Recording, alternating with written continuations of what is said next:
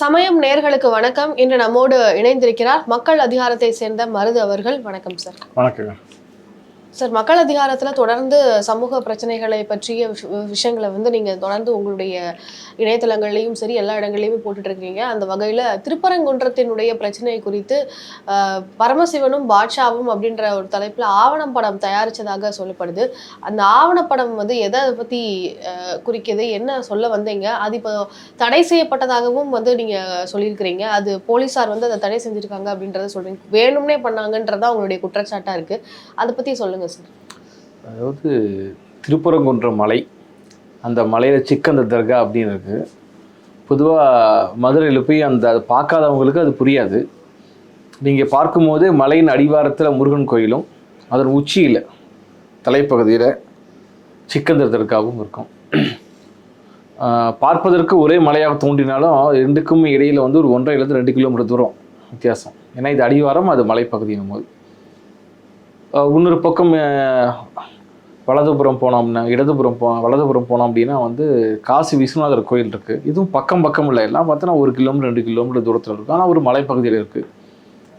இந்த சிக்கந்தர் தர்காங்கிற முதல் ஏன் அங்கே வந்துச்சு, எப்படி வந்துச்சுங்கிறது தெரிஞ்சால் தான் நாம் மதுரையுடைய மத நல்லிணக்க வரலாற்றை புரிஞ்சு கொள்ள முடியும்.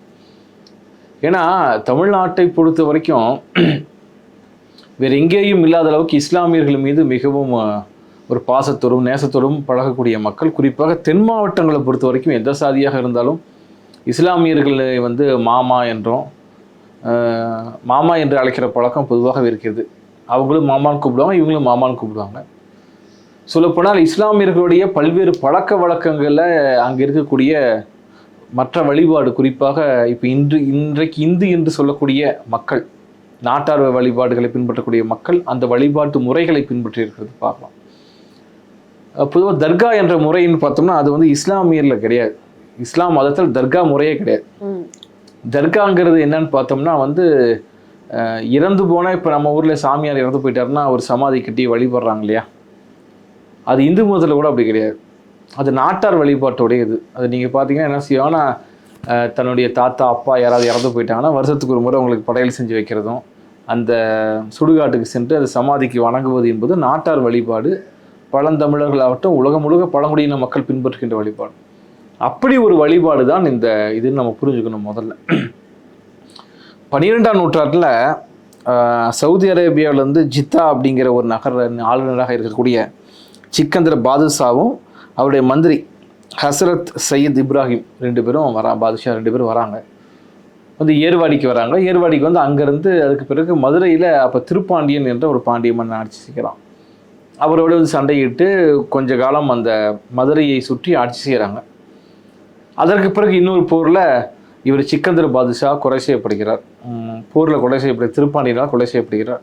இருந்தாலும் அவருடைய வீரம், அவருடைய ஆற்றல், அவருடைய திறன், இதை எல்லாத்தையும் கணக்கில் வைத்துட்டு திருப்பாண்டியன் என்ன செய்யறான்னா, இந்த மலை மேலே இருந்து ஆட்சி செஞ்சனால இந்த மலையிலே அவர் புதைக்கணும் அப்படின்னு சொல்லி புதைக்கிறதுக்கு அனுமதி கொடுக்குறாங்க. அதற்கு பிறகு ஒரு கதை சொல்லப்படுகிறது.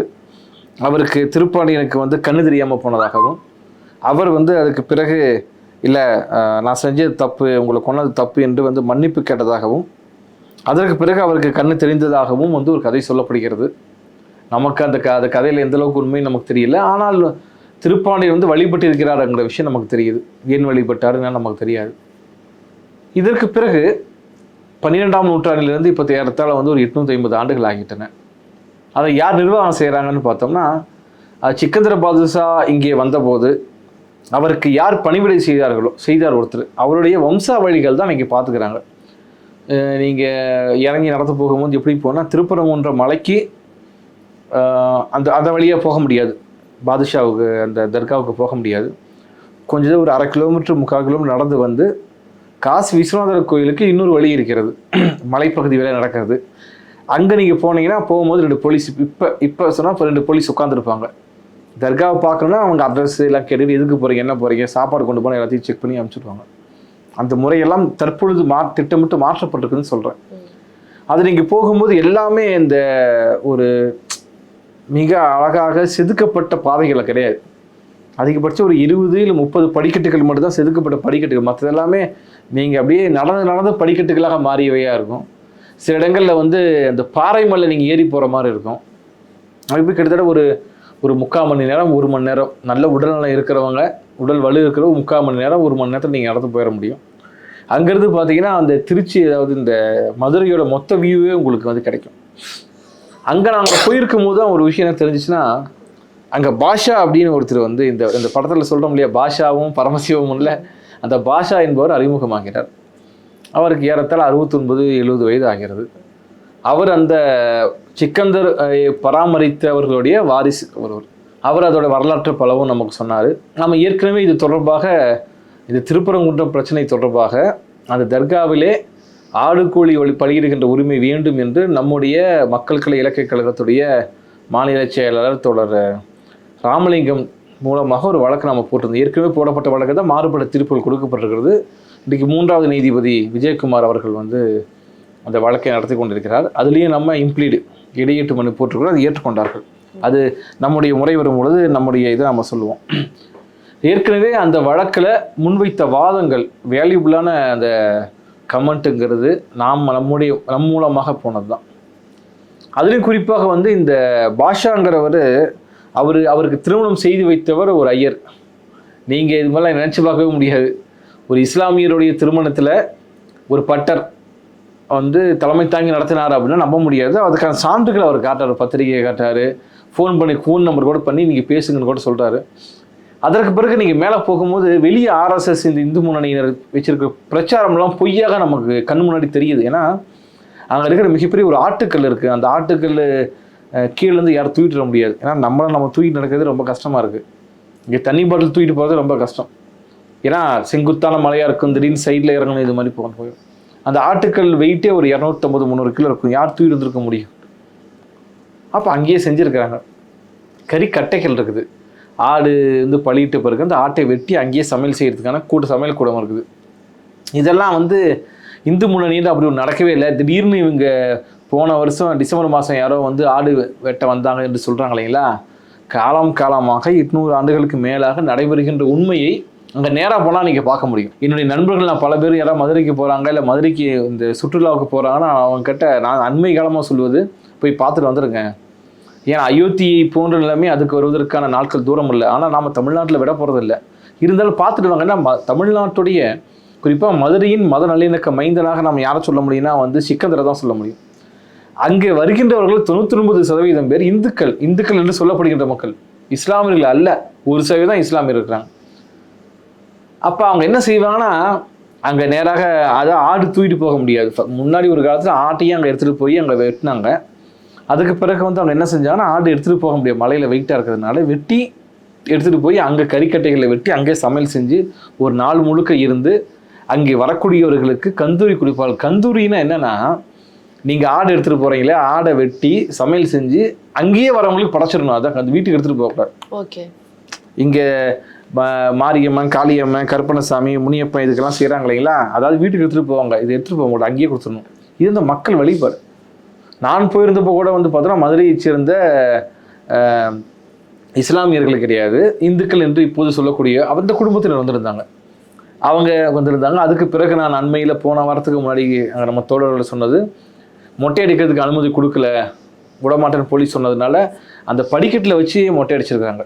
அதாவது அந்த மலைக்கு செல்லக்கூடிய படிக்கட்டில் வச்சு மொட்டை அடிச்சிருக்காங்க. ஸோ இப்போ வந்து முழுசாவே அந்த இடத்துல வந்து தடை செய்யப்பட்டிருக்கா சார்? யாருமே போகலாம். ஆனால் வந்து சில சமயம் வந்து நிறுத்துறாங்க. சாப்பாடு எடுத்துகிட்டு போகக்கூடாதுன்னு தகராறு பண்ணுறாங்க போலீஸ். இப்போ வரைக்கும் உணவு எடுத்துகிட்டு போகிறதில்ல. உணவு எடுத்துகிட்டு போகக்கூடாதுன்னு தகராறு செய்கிறாங்க போலீஸ். கறியும் சமைக்கக்கூடாது, கறி சமைக்கக்கூடாதுங்கிறது தெளிவாக இருக்கிறாங்க. அதுக்கு முக்கியமான அடிப்படை என்னன்னு பார்த்தோம்னா, நீங்கள் வந்து அந்த மலை அப்படிங்கிறது முதல்ல யார், முருகன் யாருன்னு வரலாற்றோடு தான் நம்ம சேர்த்து பேச வேண்டியிருக்குது. இப்போ முருகன் யாருன்னா ஆக்சுவலாக வந்து வேடருக்குள்ள தலைவர், அவர் குறிஞ்சி நிலத்தின் மைந்தன். இப்போ வேடர் யார், அவர் கறி தின்னாமல் இருந்திருப்பாரா அப்படின்னு நம்ம கேள்வி இருக்கும். கறி தின்னாமல் இருந்திருக்க முடியாது. கையில் வச்சுருக்கிற வேல் இருக்கு, முதுகு சொரிய கிடையாது, அது வந்து வேட்டையாடுவதற்கான வேல். அப்போ மயிலும் சேவலும் ஏன் கூடவே இருக்குது அப்படின்னு புரிஞ்சுக்கணும். மயில் என்பது பொதுவாக காடுகளில் இருக்கக்கூடிய ஒரு பறவை சரிங்களா, ஒரு பெரிய பறவை இனம் தான். அப்போ இயல்பாகவே வேடர்குள்ள தலைவர்களுக்கு மயில் வந்து இருக்குது, பாம்பு இருக்குது. இதுன்னு நீங்கள் ஒரு அது வந்து ஒரு ஒரு பார்ப்பன கடவுள் கிடையாது. நான் மீண்டும் சொல்ல வரேன், நீங்கள் முருகனுக்கு கோயில் வட இந்தியாவில் எங்கேயுமே இருக்காது. ஏன் என்ற கேள்வின்னா, முருகன் திடீர்னு வந்து செட் செஞ்சு வச்சது அங்கே. சிவனுடைய பார்வதியுடைய பையனாக திடீரென்று இடையில் புகுத்தப்பட்ட ஒரு நபர். ஏன்னா முருகனுக்கு இங்கே மிகப்பெரிய வேல்யூ இருக்கிறதுனால பொதுவாக இயல்பாக பார்ப்பனர்கள் என்ன செய்வாங்கன்னா, யார் மிகப்பெரிய புகழ் அடைந்திருக்கிறார்களோ அவர்களை தங்களுடையவர்களாக மாற்றிக்கொள்வார்கள். அது நம்ம நிறையா எம்எஸ் சுப்புலட்சுமியெல்லாம் பார்த்தோன்னா மிகப்பெரிய ஒரு திறமை உள்ள நபர். அதில் இசைவேளாளர் சாதியை சேர்ந்தவர் ஒரு பார்ப்பன திருமணம் செய்து கொண்டு அந்த அம்மா பார்ப்பன பெண்ணுன்னு தான் பல பேருக்கு தெரியும். அது மாதிரி புத்தர் உட்பட பல்வேறு மூதாதையர்களை அவர்கள் பார்ப்பன கடவுளாக மாற்றி விட்டார்கள் விஷயமும் நமக்கு கண்முறை தெரியும். சரி, விஷயத்துக்குள்ளோம். இந்த பாஷாவை நான் பார்க்கும்பொழுது பல்வேறு வரலாறுகள் சொன்னார். அந்த கயிறு கட்டின, அதாவது கடந்த வருடம் வரைக்குமே ஆடை வந்து கயிறில் கட்டி அறுப்பாங்க, பார்த்துருப்பீங்கன்னு நினைக்கிறேன். கயிறில் கட்டி தலைகள் தொங்கோட்டு அறுப்பாங்க. அந்த கயிறில் இன்னைக்கு வரைக்கும் யாரை கட்டி தொங்கிட்டுருப்பாங்க? இப்போ சென்ற ஆண்டு வரைக்கும் நடந்தது. ஆனால் திடீரென்று ஒரு 4 இந்து முன்னணிக்காரர்கள், ஒரு பாசிஸ்டுகள், ஒரு 10 பேர் தகராறு செய்தார்கள் என்பதற்காக தமிழ்நாடு அரசு தடை செய்து வைத்திருக்கிறது என்பதுதான் முக்கியமான பிரச்சனை. அதுதான் சார் கேட்க வந்து இப்போ வரைக்கும் வந்து தமிழ்நாடு அரசு வந்து இது அவங்களுக்கு எதிராக தான் இருக்கிறாங்க அப்படின்ற ஒரு கட்டமைப்பு தான் இருந்துட்டு இருந்தது. அதாவது இதெல்லாம் வந்து தவறான விஷயம், இஸ்லாமியர்களும் இந்துக்களும் அங்கே நல்லிணக்கத்தோட இருக்கிறாங்க, இது புனைக்கப்பட்டது அப்படின்னு தான் வந்து சொல்றாங்க. ஆனா அப்புறம் ஏன் வந்து அந்த இடத்துல வந்து தடை வச்சிருக்காங்க? அதான் நடைமுறையில் அவர்கள் RSS பிஜேபிக்கு அடங்கி போய் கொண்டிருக்கிறார்கள். அவர்கள் சொல்றதுக்கெல்லாம் ஆடிக்கிட்டு இருக்கிறாங்க. அப்போ இதில் பாஷாவை பற்றி பரமசிவன் யாருங்கிறத பற்றி நம்ம தெரிஞ்சுக்கணும். பரமசிவன் வந்து ரொம்ப இன்ட்ரெஸ்டிங்கான கேரக்டர். அவருடைய அப்பா காலத்துலேருந்து அவர் வரைக்கும் அங்கே அவர் பக்கத்தில் தான் வசிக்கிறாரு. அங்கே வந்து ஆடு அறுக்கிற வேலையும், ஆடு அறுத்து அதற்கான கூலியாக தோலையும் தலையையும் காலையும் வாங்கி கொண்டு வருகின்றவராக அவர் அப்பாவும் பரமசிவனும் இருந்திருக்கிறார்கள் என்பது உண்மை. அவருக்கு 71 வயசு ஆகுது. அவங்க அப்பாவுக்கு என்ன வயசு இருக்கும்? அவங்க குடும்பமாக இந்த வேலை செஞ்சுருக்கிறாங்க. இதை ஒரு பிரமாண பத்திரமாக, அஃபிடவிட்டாக மதுரை கிளை சென்னை உயர்நீதிமன்ற மதுரை கிளையில் தாக்கல் செய்திருக்கிறார்கள். அந்த அவர் அஃபிடவிட்டை முக்கியமான ஒரு தீர்ப்பாக மாறுபட்ட தீர்ப்புகளில் நீதியரசர் நிஷா பானு குறிப்பிட்டிருக்கிறார். ரொம்ப ரொம்ப முக்கியம். அந்த அஃபிடவிட் தான் எடுத்துக்க முடியாதுன்னு இன்னொரு நீதிபதி சொல்லிட்டாங்க. அது வேற விஷயம். நம்ம சரியா நமக்கு ஏற்புடைய விஷயத்தில் நம்ம பேசணும். ஒன்று. இரண்டாவது, இன்னொரு நீதிபதி கொடுத்த தீர்ப்பில் அது சைவ திருத்தலம், தென் கைலாயம் என்றெல்லாம் வரையறுத்துட்டு அந்த கோயில் சுற்றி இருக்கிற 300 மீட்டரில் எங்கேயுமே நான் வெஜிடேரியன் கிடையாது என்றெல்லாம் சொல்லியிருக்கிறாங்க. உண்மை அது கிடையாது. போன வாரம் கூட போய் அங்கே அடிவாரத்தில் இருக்கக்கூடிய மண்டபங்களில் கறி சாப்பிட்டு வந்தவங்க கூட இருக்கிறாங்க. ஆதாரமாக நம்ம காட்ட முடியும். இரண்டாவது, அடிவாரத்திலேயே முனியாண்டி விலாஸ் இருக்கார். நமக்கு தெரியும் முனியாண்டி விலாஸில் ஒருபோதும் வெஜிடேரியன்லாம் செய்ய மாட்டாங்க, கறி தான் செய்வாங்க. அதுதான் அங்கே ஃபேமஸானது. இதெல்லாம் மூடி மறைத்து விட்டு தான் தீர்ப்பு கொடுக்கப்படுது. அது தீர்ப்பு ஏறக்குறைய பார்த்தோம்னா இந்த இந்து முன்னணியினர் வெளியே சொன்னதை போன்ற அந்த ஒரு பொய்ப்புரட்டுக்கு ஏற்ற ஒரு தீர்ப்பாகவும் இருந்தது. இன்னொரு பக்கம் பார்த்தோம்னா நிஷா பானு ஒரு தீர்ப்பு மிக தெளிவாக என்ன சொல்லுதுன்னு பார்த்தோம்னா, நீங்கள் இந்த தர்காவில் மட்டும் ஆடு கோழி பலியிடுகின்ற உரிமை தடுக்க முடியாது. அடிவாரத்தில் 18ஆம் படி கருப்புன்னு நான் நேரடியாக போய் பார்த்தேன். நான் நேரடியாக போய் பார்த்ததில் சொல்கிறேன். 18ஆம் படி கருப்பு உட்பட பல்வேறு கருப்பு சாமி கோயில், பல்வேறு சிறுதெய்வங்கள் எல்லாத்துக்கும் ஆடு வெட்டிக்கிறார்கள், கோழி பலியிடுகிறார்கள். நாங்கள் போனப்போ காலையில் வெட்டியிருக்கிறாங்க. நான் சாயங்காலம் ஒரு 5 மணிக்கு போனேன். ரத்தம் அப்படியே இருக்குது அடிவாரத்தில். ஆனால் என்ன சொல்கிறாங்க இந்து முன்னணியினர், RSS பிஜேபி சேர்ந்தவர்கள், அந்த அடிவாரத்தில் எங்கேயுமே ஆடு கோழி பலியிடும் உரிமை இல்லைங்கிறாங்க. பிரச்சனை என்னன்னா, நீங்கள் திருப்பரங்குன்றத்தினுடைய முருகர் கோவிலினுடைய அடிவாரத்துல இதெல்லாம் இருக்குன்னு நான் சொல்ல வரேன். அந்த அளவுக்கு இன்னொன்று பார்த்தீங்கன்னா, நீங்கள் எப்படி நம்ம ஐயப்பனை பார்க்கும்போது வாபரை பார்த்துட்டு தான் ஐயப்பனை போய் பார்க்கணும்ல, நீங்கள் கேள்விப்பட்டிருப்பீங்க. வாபர் வழி விட்டால் தான் ஐயப்பனை பார்க்க முடியும். அதே போல் இங்கே நீங்கள் இவரை யார் சிக்கந்தரை பார்க்க போனா கந்தன் கோயில்னு ஒரு கோயில் இருக்குது. உண்மையாகவே அந்த கோயில் கந்தன் கோயில். அந்த கோயில் வேறு, இந்த சுப்பிரமணிய சாமி கோயில் வேறு, திருப்பரங்குன்றம் சுப்பிரமணிய சாமி கோயில் வேறு, கந்தன் கோயில் வேறு. அந்த கந்தன் கோயில் உள்ளே போய் தான் நீங்கள் சிக்கந்தரை பார்க்க முடியும்.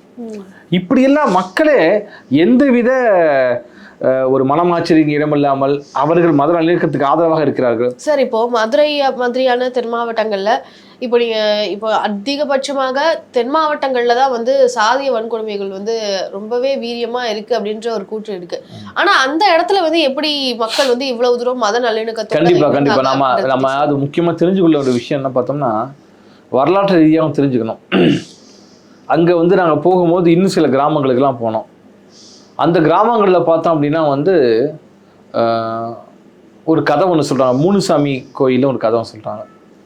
அது ஒரு கதையாக இருந்தாலும் கூட எந்த அளவுக்கு அந்த மக்கள் வாழ்ந்திருக்கிறாங்கன்னு முக்கியம். மூணுசாமின்னு கழுவநாதர், ஒரு பெண் ஒரு தெய்வம் அந்த மரத்தை போச்சு, இன்னொன்று விருமாண்டி அப்படின்னு, இன்னொன்று பேய்க்காமன். இந்த விருமாண்டி படம் பார்த்தீங்கன்னா வில்லன் பேய்க்காமலாம் கட்டியிருப்பாங்க இல்லைங்களா. ஆக்சுவலாக வந்து அந்த பகுதியை வந்து ஆட்சி செய்தவர் வந்து விருமாண்டி என்ற ஒரு சாமி ஆட்சி செய்ததாகவும், அப்பொழுது வந்து இந்த 3 சாமிகள் வந்து எங்களுக்கு தான் இந்த பகுதி வேணும்னு ஒரு தகராறு நடந்ததாகவும், அப்போ வந்து இல்லை நம்ம 2 பேரும் போட்டி வச்சுக்குவோம், நீங்கள் ஒரு பக்கம் குதிரையில் போங்க, நீங்கள் ஒரு பக்கம் குதிரையில் போங்க, 2 பேரும் போனால் யார் எவ்வளோ தூரம் போகிறீங்களோ அந்த தூரம்லாம் உங்களுக்கு சொந்தம் என்று பேசியதாகும். அந்த நேரத்தில் வந்து அந்த பெண் தெய்வம் வந்து நடனமாடு திட்டமிட்டு யார் பேய்க்காமல் திசைத்திருப்பதற்காக நடனமாடியதாகவும், அதை பார்த்தனால அவர் பேய்க்காமல் உட்காந்துட்டாரு, இந்த பக்கம் கழுவநாதர் ஜெயிச்சிட்டாரு அப்படின்னு ஒரு பிரச்சனை வந்தபோது இதை பஞ்சாயத்து பண்ணி தீர்த்து வைப்பதற்காக வந்த 2 சாமிகள், ஒருவர் திருப்பரங்குன்றத்திலிருந்து முருகன் வந்திருக்கிறாரு, இன்னொரு மதுரை மீனாட்சி. அவர்கள் வந்து பேய்க்காமனுக்கு ஆதரவாக தீர்ப்பு கொடுத்திருக்கிறார்கள். இதனால் அந்த 3 சாமியை கும்பிடக்கூடியவர்கள் இப்போது வரைக்கும் திருப்பரங்குன்றம் முருகன் கோயிலுக்கு போக மாட்டார்கள். ஒரு எடுத்துக்காட்டு வரலாற்றை நான் சொல்ல வரேன். இன்னொரு பக்கம் பார்த்தோன்னா இன்னும் சில பேர் ஆய்வாளர்கள் அந்த பக்கம் இருக்கிறவங்க எழுதுனதை நம்ம படிக்கும் போது அது பல உண்மையாக இருக்குது. சாதி வித்தியாசம்னு பார்க்கும்போது அவங்க தீவிரமா இருக்கு. மத ரீதியாக எப்படி இருக்கான்னு பார்த்தோம்னா, அங்க வெளியிருந்து வந்த இஸ்லாமியர்களுக்கும் இஸ்லாமிய மன்னர்கள் வந்திருப்பாங்க இல்லையா, அவங்க வந்து போர் நடத்தி வந்திருப்பாங்க, அவங்களுக்கு அங்கிருந்து ஏற்கனவே இருந்தவர்களுக்குமான பிரச்சனை வந்தப்ப ஒரு குறிப்பிட்ட கட்ட சண்டை முடியும் போது அக்ரிமெண்ட் என்ன நடந்திருக்கும் மற்ற ஊர்களில் வேற, ஆனால் இங்கே என்ன நடந்திருக்குன்னா தங்கள் பண்பாடுகளை மாற்றிக்கொண்டிருக்கிறார்கள் என்று சொல்றாங்க. நீங்க முக்குளத்தூர்ல குறிப்பாக கல்லர்களை பொறுத்த வரைக்கும் கடந்த 40 ஆண்டுகளுக்கு முன்பு வரை அவர்கள் சுன்னத் செய்கின்ற பழக்கம் அவங்களுக்கு இருந்தது, வேற ஒரு பெயர்ல. கடந்த 40 ஆண்டுகளுக்கு முன்னாடி வரைக்கும் இருந்த பழக்கம் இப்ப வந்து அருகி போயிடுச்சு. இவர்கள் பண்பாடை மாத்திக்கிறாங்க. இப்போ மறவர்களுக்கு வந்து இந்த கருப்பு மணி போடுற பழக்கம் இருந்திருக்கு, அந்த பழக்கத்தை இஸ்லாமியர்கள் எடுத்துக்கொண்டிருக்கிறார்கள். அது மாதிரியே இஸ்லாமியர்கள் அது இஸ்லாமியர்களோட பழக்க வழக்கம் கிடையாது. நீங்க மற்ற நாடுகளுக்கு நீங்க போனீங்கன்னா அதெல்லாம் பார்க்க முடியாது. இன்னொரு பக்கம் பார்த்தோம் அப்படின்னா இந்த தாய்வழி சமூகம் இருக்கு இல்லைங்களா, அது வந்து இஸ்லாமியர்கள் மத்தியில் இருக்கும். நீங்க பார்த்தீங்கன்னா தூரத்து உறவு முறையாக இருக்கக்கூடிய சித்தப்பா பொண்ணு, அப்புறம் வந்து இது மாதிரி பெரியப்பா பொண்ணு, இப்படி தான் அவங்க திருமணம் செய்வார். அத்தை பொண்ணு மாமன்னு திருமணம் பண்ண மாட்டாங்க. இன்னொன்று ஹிந்துலாப்படி அத்தை பொண்ணு மாமன் பொண்ணே கல்யாணம் பண்ணக்கூடாது, அது சட்ட விரோதம். ஆனால் தமிழ்நாட்டில் தென்னிந்தியாவில் மட்டும் அத்தை பொண்ணு மாமனை கல்யாணம் பண்ணலாம். உண்மையாகவே ஹிந்துலால அது இருக்கு. நான் வட இந்தியாவில் வந்து அண்ணன் தங்கச்சி உறவுமுறையில் கல்யாணம் பண்ணிட்டாங்கன்னு சொல்றாங்க இல்லைங்களா, மேக்சிமம் அவர்கள் காதலித்து திருமணம் செய்து கூட அத்தை பொண்ணு மாமன் பண்ண, அது தந்தை வழி சமூகமாக இருக்கும். ஆனால் இந்த மறவர்கள் ஒரு பிரிவினர் மட்டும் இன்றைக்கு வரைக்கும் இஸ்லாமியர்களை போலவே அப்படி திருமணம் செய்து கொள்கின்ற பழக்கம் இருக்குது. எடுத்துக்காட்டுக்கு பார்த்தோம்னா வேல ராமமூர்த்தி என்ற ஒரு எழுத்தாளர் ஒருத்தர் இருக்கார். அவர் தன்னுடைய பதிவில் அதை பதிவு செஞ்சிருக்கிறார். நாங்கள் வந்து இப்படி தான் திருமணம் பண்ணுவோம், தூரத்து உறவுமுறையில் கூட சித்தப்பா பொண்ணு மாமா பெரியப்பா பொண்ணுன்னு இருக்காங்க, அவங்கள தான் திருமணம் பண்ணுவோம்னு சொல்கிறார். அப்போ இதோட மேட்ச் பண்ணி நம்ம பார்க்கும்போது மிக தெளிவாக இருக்குது. இப்படி அவர்கள் வந்து ஒன்றுக்குள் ஒன்றாக வாழ. இன்னொன்று இருந்தவங்க இப்போ இஸ்லாமியர்கள் வெளிநாட்டிலிருந்து வந்தவங்க கிடையாதுல்ல, இவர்கள் கூடவே இருந்து மாறியவர்கள் தான். இப்போ நம்ம வந்து உறவு வந்து மெயின்டைன் பண்றாங்க, ஒரு ரிலேஷன்ஷிப் பில்ட் பண்றாங்கன்னா ஒரு ஃப்ரெண்ட்ஸ் மாதிரி கூட இல்லாம உறவினர்கள் மாதிரியே ஆமாம் இருக்கும். அதான் நான் சொல்ல வரேன். நீங்க அது எப்படி இருக்குன்னு பார்த்தீங்கன்னா இவர்கள் எல்லாமே இங்கிருந்து போனவர்கள் நான் சொல்ல, வெளியிருந்து வந்தவர்கள் கிடையாது, எல்லாம் இங்கிருந்து மாறினவங்க தான். கண்ணு முன்னாடி மாறி இருப்பாங்க. இப்போ நடிகர் ராஜ்கிரண் சொல்றாரு, அவருடைய தாத்தா அந்த இதில் மாறும்போது அவர் மறவர் சாதியை சேர்ந்ததாகவும், இவங்க பாட்டி வந்து மீனவர் குடும்பத்திலிருந்து வந்ததாகவும் சொல்கிறேன். இப்படி தான் மாறி இருக்கணும்னு சொல்கிறேன். அப்போ இயல்பாகவே அவர்கள் வந்து மாமா மாமா என்று கூப்பிடுகின்ற பழக்கம் இருக்குது. இன்னொன்று நீங்கள் தென் மாவட்டம் எடுத்துட்டீங்கன்னா வந்து மாரியம்மன் கோயிலாகட்டும், காளியம்மன் கோயில் எல்லாத்துக்கும் இவங்க சீர் கொண்டு போய் இவங்க கொடுப்பாங்க. இவங்க பள்ளிவாசலுக்கு வந்து இன்றைக்கு இந்துக்கள் என்று சொல்லக்கூடிய மக்கள் இருக்காங்க இல்லைங்களா, மற்ற வழிபாடு செய்யக்கூடியவர்கள், அவர்கள் போய் அவர்கள் சீர் கொடுப்பாங்க. இது ஒரு பழக்க வழக்கமாகவே இருக்கும். அதனால தான் கள்ளழகர் விழா நடக்குது. நீங்கள் மத நல்லிணக்கத்தின் ஒரு கூறா நீங்கள் என்னென்னு பார்க்கும்போது கள்ளழகர் வராரு, ஒரு நாள் மட்டும் லுங்கி கட்டிட்டு இருக்காரு. லுங்கி கட்டியிருப்பார் கள்ளழகர், ரொம்ப முக்கியம். ஏன் கள்ளழகர் லுங்கி கட்டாரு? அவருக்கு வந்து ஒரு ஒரு ஒரு காதலி ஒருத்தர் இருக்கிறாருங்க, அவர் இஸ்லாமிய மதத்தை சேர்ந்தவர். அவரை போய் அவர் பார்த்துட்டு தான் அவர் கிளம்பி போவார், எல்லாம் போக மாட்டார். இப்படியெல்லாம் 2 மதத்தை சேர்ந்தவர் வழிபாட்டு முறையை சேர்ந்தவர் அடித்துக் கொள்ளக்கூடாது என்பதற்காக முன்னோர்கள் உருவாக்கி வைத்திருக்கிற ஒரு வழிபாட்டு முறைன்னு நான் சொல்ல வரேன். இந்த வழிபாட்டு முறை மீது கல்லெறிகிறார்கள் ஆர்எஸ்எஸ் பிஜேபி காரர்கள். இது ஒரு பக்கம் இருக்கட்டும். ஆனா ஏதோ ஒரு சின்ன வெறுப்பு இருக்கு, அதைத்தானே வந்து பயன்படுத்திக் கொள்ள நினைக்கிறாங்கன்னு இல்ல, நான் மீண்டும் சொல்றது வெறுப்பு என்பது கிடையாது. அது வந்து வழிபாட்டு முறையில, அதாவது நம்முடைய வழிபாட்டு முறையை களவாடி விட்டு பிரச்சனை தான் சொல்றேன். நம்ம வழிபாட்டு முறை என்னங்க? இப்ப நான் மீண்டும் சொல்றேன், முருகன் சைவ கடவுளா அசைவ கடவுளாங்கிறது தான் பேசிக் பிரச்சனை. நான் சொல்றேன் முருகன் அசைவ கடவுள்னு சொல்றேன். 60 ஆண்டுகளுக்கு முன்பு வரை திருப்பரங்குன்றத்திலேயே ஆடு வெட்டி இருக்கிறார்கள், கோழி வெட்டி இருக்கிறார்கள். இதற்கான சான்றுகள் பலரை இன்னைக்கு 65 வயசு இருக்கிற பலர் சொல்றாங்க. எனக்கு தெரிஞ்சு ஒரு 65 வயசு இருக்கிறவர் சொல்றாரு, எனக்கு நான் மொட்டை அடிக்கும் போது திருப்பரங்குன்ற மலையில் தான் மொட்டை அடிச்சோம், ஆடு வெட்டி இருக்குன்னு சொல்றாரு. அதையெல்லாம் பிற்காலத்தில் வந்து எல்லாத்தையும் மாற்றி விட்டு, இல்லை இது வந்து சிவனுடைய கடவுள், இது சைவ திருத்தலம், நீங்க தென்கைலாமயம் என்று பேசுவது இல்லைங்களா, அதை நிறுவுவதற்காக இது எங்க போய் முடியுதுன்னா, அந்த இடத்துல போய் நம்மளை போய் உட்கார வைக்க போறதில்லை. இப்போ சிக்கன தர்காவை எடுத்து விட்டு அங்கே என்ன செய்ய போறாங்க? நான் என்ன கேட்குறேன், அங்கே நான் போகும்போது இன்னும் சில பிரச்சனைலாம் பார்த்தேன். தமிழ்நாடு போலீஸில் வரக்கூடிய பிரச்சனை சொல்கிறேன். வெளியேதோ இது வந்து திராவிட மாடல், இது வந்து இந்து முன்னணிக்கு எதிராக செயல்படுறாங்க, பிஜேபி எதிராக செயல்படுறாங்கன்னு சொல்லிட்டு அங்கே என்ன செஞ்சுருக்காங்கன்னா, அந்த கொடிமரம் ஒன்று இருக்கும் பெரிய, எல்லா தர்காலும் கொடிமரம். அந்த கொடிமரத்தை ரொம்ப பெருசாக இருக்குது, ஹைட்டு குறைங்கன்னு ஒரு இன்ஸ்பெக்டர் மதுரை வீரன் அவர் சொல்கிறார். ஆர்டிஓ கண்ணன் சொல்ல, அவங்களுக்கு என்ன ரைட்ஸ் இருக்குது? ஆர்டிஓ கண்ணன் சொல்கிறாரா, அந்த திருப்பரங்குன்ற மலை மேலே கொடிமரம் பறக்கும் போதே கொஞ்சம் சங்கடமாக இருக்குது சார். உனக்கு என்ன சங்கடம்? கந்தனுக்கே பிரச்சனை இல்லை, முருகனுக்கே பிரச்சனை இல்லை, உங்களுக்கு என்ன பிரச்சனை? உங்களுக்கு பிரச்சனை, நீங்களும் ஆர்எஸ்எஸ் காரர்களாக இருக்கிறீங்க, அதான் பிரச்சனை. இப்போது வரையும் இந்த பிரச்சனைக்கு மையமான காரணம் யாரு? வழக்கம் போல மக்கள் ஆடுகளை கொண்டு வந்து மேல பழிட்டு இருந்தாங்க, கறியை கொண்டு வந்து சமைச்சு சாப்பிட்டு இருந்தாங்க.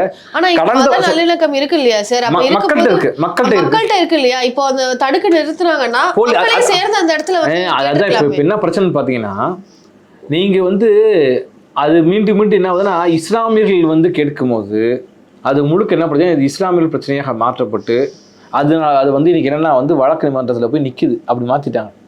சரி, இந்துக்கள் தானே சார் பெரும்பான்மையா? ஆமா, அதாவது என்ன, நீங்க அது தமிழ்நாடு போலீஸ் செய்யக்கூடிய வேலை. இப்ப என்ன பண்ணணும், போலீஸ்லாம் எடுத்துட்டா பிரச்சனை கிடையாது. வரவங்களுக்குலாம் உங்க அட்ரஸ் கேட்டால் எவன் கோயிலுக்கு போவான்? இப்போ நீங்க ஒரு கோயிலுக்கு போகணும் விருப்பறீங்க, உங்க அட்ரஸ் ஃபோன் நம்பர்லாம் கொடுங்க, எத்தனை மணிக்கு வருவீங்க, எத்தனை மணிக்கு போவீங்க, என்னென்ன வச்சிருக்கீங்க, பேக் தரத்தை பார்த்தா நீங்க கோயிலுக்குள்ள போவீங்களா? இந்து கோயிலுக்கு கிடையாது, கிறிஸ்டின் கோயிலுக்கு கிடையாது. ஆனா தர்காவுக்கு மட்டும் இப்படி உங்க போனை காட்டணும், நீங்க எந்த வீடியோ எடுக்கக்கூடாது என்றால் என்ன பொருள்னு நான் கேட்கறேன். அப்ப திட்டமிட்டு தடுக்கிறீங்கல்ல. இப்ப நீதிமன்றத்தில் என்ன நீங்க சொல்லியிருக்கிறீங்க, இல்ல அங்க ஆடு கோழி பலியிடும் உரிமை இருக்குதுன்னு நீங்க சொல்லிட்டு இப்ப என்ன செய்யறீங்க, தடுக்கிறாங்க. நீங்க தயிர் சோறே கொண்டு போக முடியல நான் சொல்றேன் நான். அங்க நாங்க போய் பார்க்கும்போது குரங்குகள்லாம் வெறி பிடிச்சி போய் கிடக்குது. எப்பவுமே பல நூறு, அதாவது 850 ஆண்டுகளாக அங்க வராங்க மக்கள், கறி செஞ்சு சாப்பிட்றாங்க, போறாங்க, சாப்பிட்டு இருந்து குரங்குங்க தண்ணி இல்லாம வெறி பிடிச்சி போய் கிடக்குங்க. ஏதாவது கண்முன்னே நாங்க போய் பார்த்துட்டு வந்தோம். அது மட்டும் இல்லை, அங்கே வந்து உள்ள சுனை இருக்குது, அது இருக்குது. நீங்கள் மீண்டும் சொல்ல போனால் அது தமிழர் மலை. இது தொழில் துறை இவங்களுக்கெல்லாம் கொடுக்கறது கிடையாது, தமிழருடைய மலை. அங்கே சிக்கந்தனுக்கும் இடம் இருக்குது, கந்தனுக்கும் இடம் இருக்குது, கீழே சமணர்களுக்கும் இடம் இருக்குது. இதை இவர் தடுக்கிறார்களா? மீண்டும் ஏன் பாஷாவும் பரமசிவனும் பாஷாவும் என்று வைத்தார்கள்னா, நீ பரமசிவன் வேற பாஷா வேற பிரச்சாரம் பண்ணிட்டு இருக்கிற. பாஷாவுக்காக பரமசிவன் வந்தார் என்பது ரொம்ப முக்கியம். பாஷாவுக்காக பரமசிவன் 71 வயதான பரமசிவன் உண்மை என்ன வேணா செஞ்சிருக்கலாம், காசு வாங்கிட்டு போயிருக்கலாம். இல்லாம தமிழ்நாட்டின் மத நல்லிணக்க மரபை உயர்த்தி பிடிப்பதற்காக பரமசிவன் வந்திருக்கிறார். அப்ப அதனாலதான் தலைப்பை என்ன வைக்கிறாங்க, பாஷாவும் பரமசிவனும் பாஷாவும் என்று வைக்கிறாங்க.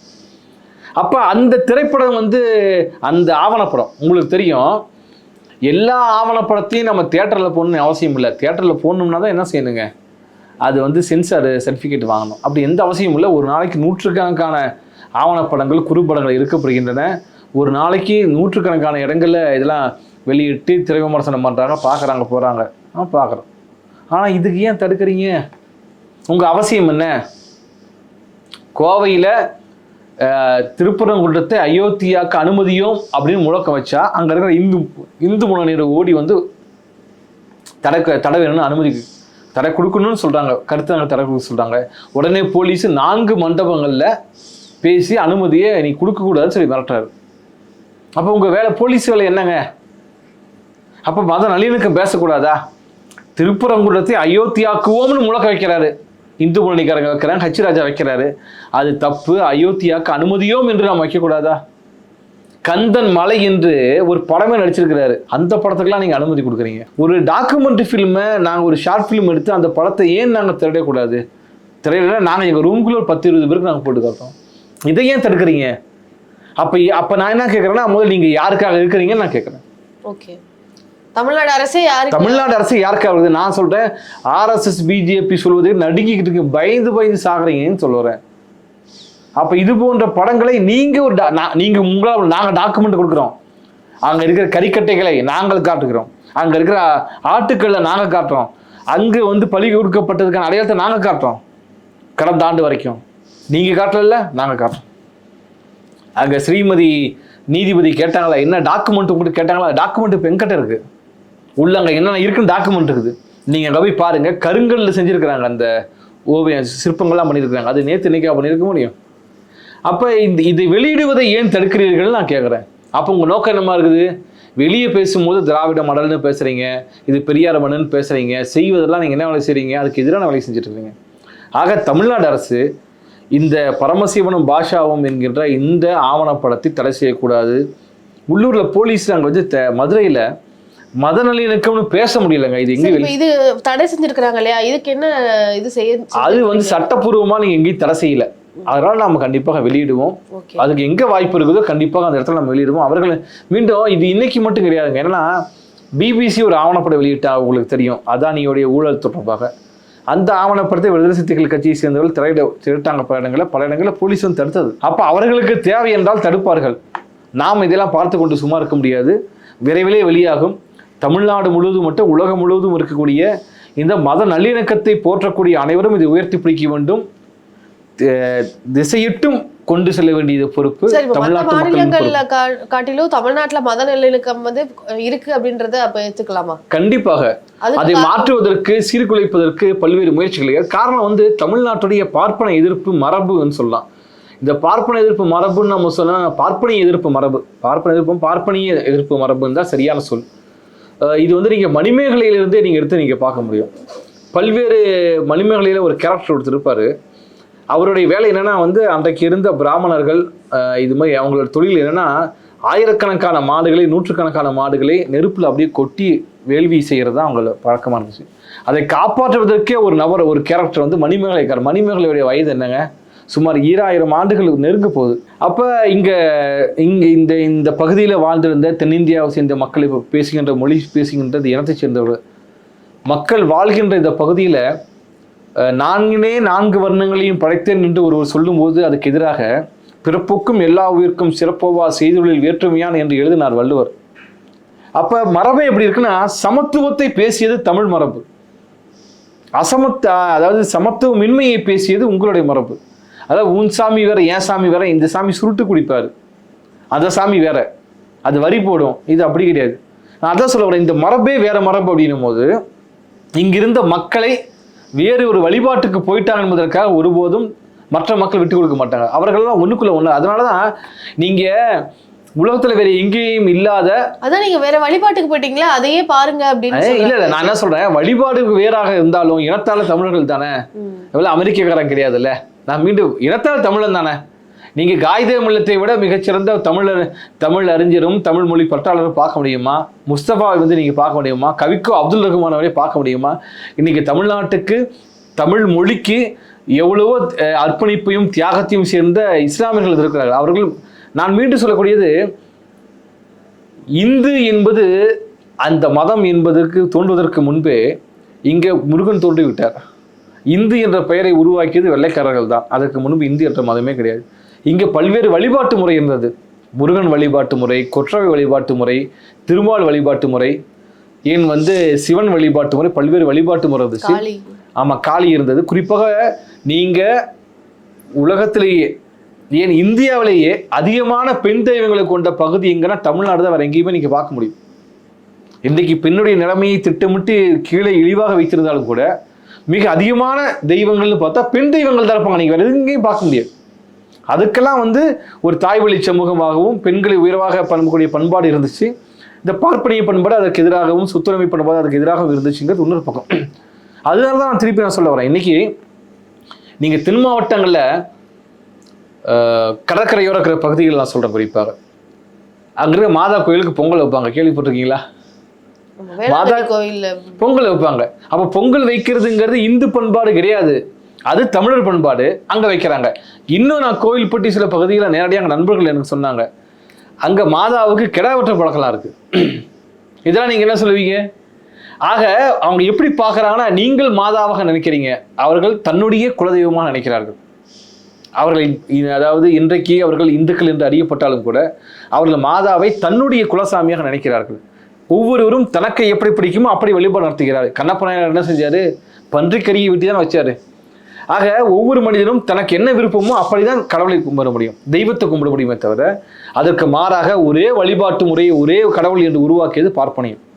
அதை ஒருபோதும் தமிழ்நாடு ஏற்கப் போவதில்லை. அதனால்தான் எல்லா வழிபாட்டு முறையும் நாம் ஏற்றுக்கொள்வோம். அந்த வகையில் அவங்க அல்லாவுக்கும் பேசிக்கான பிரச்சனை என்னன்னா, ஏன் நீங்க இஸ்லாமியர்களோடு தமிழர்கள் மிகவும் இணக்கமாக இருக்கிறார்கள்னா, அங்க இயல்பாகவே சாதி இல்லை. சாதி எதிர்ப்பு என்பது, சமத்துவம் பேசுவது என்பது, வர்ணபேத எதிர்ப்பு என்பது தமிழர்களின் உளவியல் உள்ள இருந்த பண்பாட்டு வரலாற்றில் இருக்கக்கூடியது. இன்றைக்கு கடந்த 300-400 ஆண்டுகளில் சாதிங்கிறது மிக கூர்த்திட்டப்பட்டு வந்திருந்தாலும் கூட சமத்துவம் பேசியதில் நீங்கள் இந்தியாவில் இருந்தனால் சில தவறான பழக்க வழக்கங்கள் கிறித்துவத்திலையும் சரி, அதுக்கு பிறகு இந்த இஸ்லாமியத்திலும் வந்திருக்கலாமே தவிர சாதி என்ற ஒன்று அடிப்படையிலேயே இஸ்லாமிலும் கிடையாது, கிறித்துவத்திலும் கிடையாது. கடவுள் இருக்காரா இல்லையா என்பது இன்னொரு பக்கம். ஆனால் இங்கே இந்து மதம் என்று சொல்லக்கூடியது அடிப்படையில் சாதி கொண்டது, ஏற்றத்தாழ்வை கொண்டது. அந்த ஏற்றத்தாழ்வு கூடாது என்பது அங்கே இருக்கக்கூடிய இஸ்லாமியர்கள் இருக்குது. அதில் பல பேர் என்ன தவறு செய்கிறாங்க, என்ன போகிறாங்க என்பது இன்னொரு பரிசீலிக்கக்கூடியது. ஆனால் அந்த மதம் அதை போதிக்கிறதா? ஆனால் நீங்கள் சொல்லக்கூடிய இந்து மதம் என்பது எதை போதிக்கிறது? ஏற்றத்தாழ்வை போதிக்கிறது. அதனால தான் நீங்கள் குறிப்பாக தமிழ்நாட்டில் இஸ்லாமியர்களும் இந்துக்கள் என்று சொல்லக்கூடிய மக்களும் இயல்பாக இருப்பதற்கு காரணம், சமத்துவத்தை யார் போதிக்கிறார்களோ அவர்களை வைத்துக் கொள்வார். அதனால திருவள்ளுவர் ஒரு தாழ்த்தப்பட்ட சாதியை சேர்ந்தவர் என்று சொன்னாலும் கூட ஏன் ஏற்றுக்கொள்ள தமிழ்நாடு மறுக்கிறது, தமிழ்நாட்டு மக்கள் மறுக்கிறார்கள் என்பதற்குள்ள இருக்குது. சித்தர்கள் பார்ப்பனாவது ஏதடா, பரட்சியாவது ஏதடா என்று ஏன் எழுதுறாங்க? என்ன அவசியம் இருக்குது எழுதணும்னு? ஆக இயல்பிலேயே அவர்களுக்குள்ள ஒரு சமத்துவம் பேசுவதற்கு, சமத்துவம் யார் பேசினாலும் எதிர்ப்பார்கள். அதை தாண்டி இஸ்லாமியரும் ஒடுக்கப்பட்டவர் பார்ப்பனியத்தால், தமிழனும் ஒடுக்கப்பட்டவன். ஒடுக்கப்பட்டவனுக்கு தான் துணையாக நிற்பான், ஒடுக்குபவனுக்கு துணையாக இருக்க மாட்டான். நீங்க என்னதான் பேசினாலும் தமிழன் வேறு, இந்து வேறு என்பதே உண்மை. மத நல்லிணக்கத்துக்கு எந்த அளவுக்கு தமிழ்நாடு ஒரு எக்ஸாம்பிளா இருக்கு அப்படின்றத பத்தியும், மக்கள் மத்தியில எதனால இவ்வளவு தூரம் ஒற்றுமையா இருக்கிறாங்க, பண்பாட்டை எல்லாம் ஷேர் பண்ணியிருக்கிறாங்கன்ற மாதிரியான முக்கியமான தகவல்கள் எல்லாம் எங்க கிட்ட கொடுத்ததுக்கு மிக்க நன்றி சார். நன்றி.